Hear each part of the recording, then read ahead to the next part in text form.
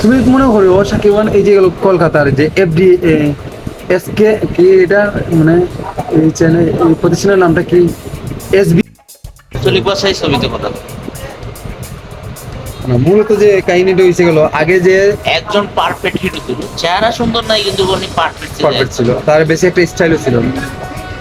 আর এখন যেগুলো কাজগুলো করে যাচ্ছে সাকিব খান, কিন্তু এটা কিন্তু বলতে হবে। নামেই চলে গেল কারণ এই দেখো তুমি গেল 10 লাখ টাকা দিয়ে সিনেমা বানাতো, এই যে আগের যে, তারপরে আসলো মান্না, এগুলো আসলো, তারপরে অনেক যারা আসছে তারা কিন্তু বিকেটে 20-30 লাখ 40 লাখ টাকা সিনেমা। নরমালি 50 তারপরে 50 লক্ষ টাকা জায়গাটা হিরো তারপরে হলো সাকিব খানের তো সিনেমা কত টাকা দিয়ে করতো, 50-60 লাখ টাকা দিয়ে। তারপরে আস্তে আস্তে করে গেলো সাকিব খান নিয়ে 20 টাকা দিয়ে সিনেমা বানাইতো, মাঝখানে কিন্তু 20 টাকায় সিনেমা বানাইতো।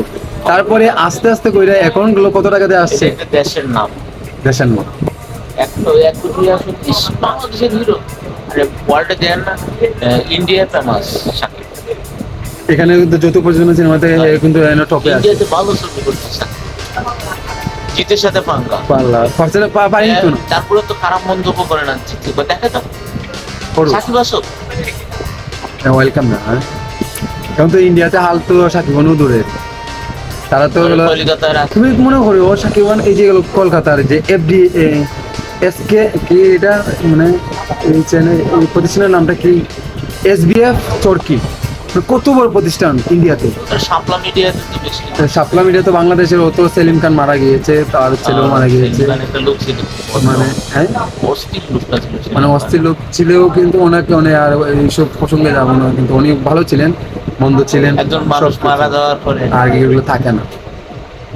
শাপলা মিডিয়াতে উনি গেল কর্ণাধার ভালো ছিলেন। আমার খুব কষ্ট লাগছে এইগুলা, যে মানে তার ছেলেটাকে আনছিল মিডিয়াতে। সাকিব তো আইছে, সাকিব খান ছিল, সাকিব মানে জানালার মানে গেট ফাঁকি দেখছে।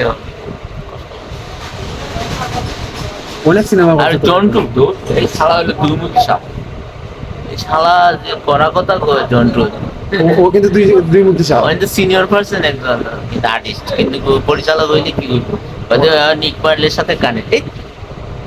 ইকবালে কি হয়েছে ভাই, ভাই কি হয়েছে, স্বর্ণের একটা সেন্ট দিছে ইকবালে, শালা স্বর্ণের সেন্টও দেখা গেল।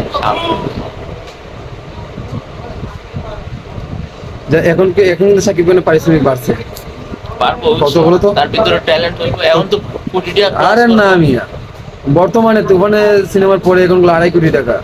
তুফানে কিন্তু গানগুলা খারাপ করছে, না না, গান কি খারাপ হচ্ছে? ইন্ডিয়ান নায়িকা না, তাই আমার হিরো দেখতে হইবো।